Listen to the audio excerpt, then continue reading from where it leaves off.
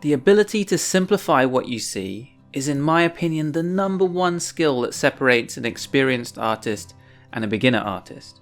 So even artists that create detailed drawings and paintings use that simplification skill to build the foundations of their work.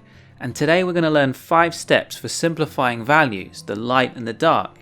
And drawing hair is a great way to understand those steps, and then they can be applied to figures and faces and all sorts of other things.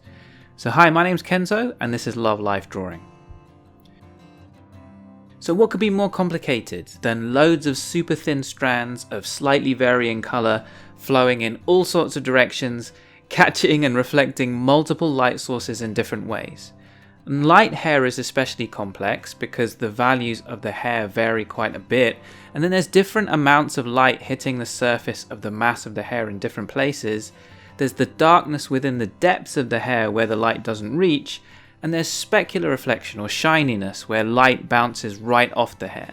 So the first instinct is to match that complexity with your own complexity. So draw tons of strands with the tip of your pencil. We do the exact same with figures and faces generally, because human bodies and faces are complex.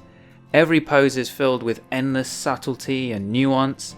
So when we start drawing, we get drawn into all of that.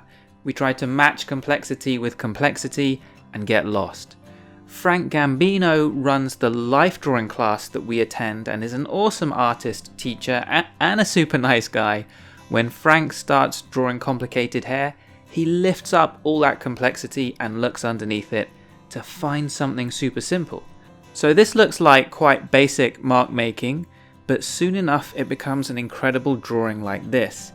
Even really complex hairdos like this become doable with these simplifying steps. So it's not enough to just say you got to start simple. How does he simplify? Here are the steps. The first thing he wants is the main volumes that the light is hitting. Then later he can simplify how the light is hitting those volumes. But we know the light is hitting zillions of individual strands. So Frank first groups those zillions of strands into some big volumes, some big shapes. This is a school of little fish pretending to be a big fish. So let's be taken in, let's be fooled, and let's believe them. This is one big fish, it's brightest here and darker here. So the hair here is flowing roughly together, while here it's broadly flowing in a different direction. There are strands and little bits doing other things, but Frank has to be decisive and cut through the noise to make some big, simple shapes. For this plaited hair, each plait deserves its own shape because each one has become its own volume. Frank roughed in the face super quickly here, and notice that it's a similar story there. There's so much nuance and detail in the face, so many little muscles and features, so much terrain, but he's grouped areas together into simpler planes. This area roughly faces the same way. This area can be roughly grouped into one basic plane too. So that ability to say there's a lot here, but it's basically all part of this shape sounds easy, but that takes ages to get good at.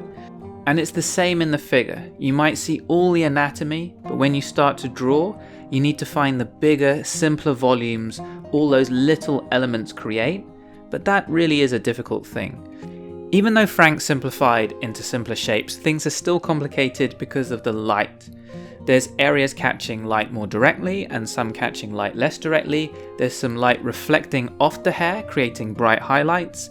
Then there's the dark depths of the hair where the light can't reach. So within the big simplified shapes, the big simple volumes, the values, the variation in light and dark are still too complicated. So the next 4 principles are all about simplifying those values. So imagine a penalty shootout and you're the goalkeeper. You're trying to keep the whole goal covered. The ball could be kicked over here or over here. The easiest place to start is in the middle. That way you can easily go in either direction. You wouldn't want to stand at one end. So white paper is an extreme. It's like standing at one end of the goal. It's at the brightest end. So Frank decides to start in the middle with a big mid-tone shape. Now he can start to move areas towards dark and towards light from that mid-tone. And he can keep it simple and have 2 levels of dark below the mid-tone and 2 levels of light above the midtone, so he'd end up with about 5 levels of value. Sometimes you do have to plan ahead a bit to leave the light areas light, especially with a material like watercolor. Here Frank left a lot of white space because this whole area is so bright, and he'd like to use some of that pure brightness of the paper. He's only going to be working within a bright range of tones in that area anyway. He doesn't need to get the value of each part exactly the same as what he sees. More important is to get the relationships roughly in place. So this area is darker than this area, and this area is darkest of all. Notice what he does here, for example. The hair is lighter than the face, so he adds some tone to the face so that he can then remove some with a putty rubber to give an indication of the hair. Then below the face, he wants to show the hair, but wants to leave the background white, so below the face, he draws the hair onto the white. So the same hair is drawn white here and dark here, but the point is that the hair is lighter than the face and darker than the white background. It's about the relationships. Navigating all the various tones by starting in the middle and then just thinking about relationships, pushing areas 1 or 2 levels darker and lighter, makes it all way easier to navigate. So for the first step, Frank grouped the zillions of strands into simpler structural volumes. And now when adding light and dark, he again needs to cut through small variations to find broad areas, this time grouping them by how light or dark they are. And here there's some light bits, but overall it's dark in relation to other areas. To help cut through the little details and see the big shapes that have roughly the same value, try squinting your eyes. And even within this step, grouping areas into shapes of light and dark, he sticks with that principle of starting really simple and building from there. So he starts extremely simple with really big shapes, then builds up more variation, breaking up the big shapes into slightly smaller areas of light and dark. So Frank has resisted thinking about strands until this very final stage. He kept building the values, and now that that's all in place, he can add a layer of strands. All that work laying the foundations pays off now. So suddenly the big light and dark shapes and that structure that we laid down becomes a wonderful head of hair. So to simplify your values, first simplify the volumes that the light is hitting.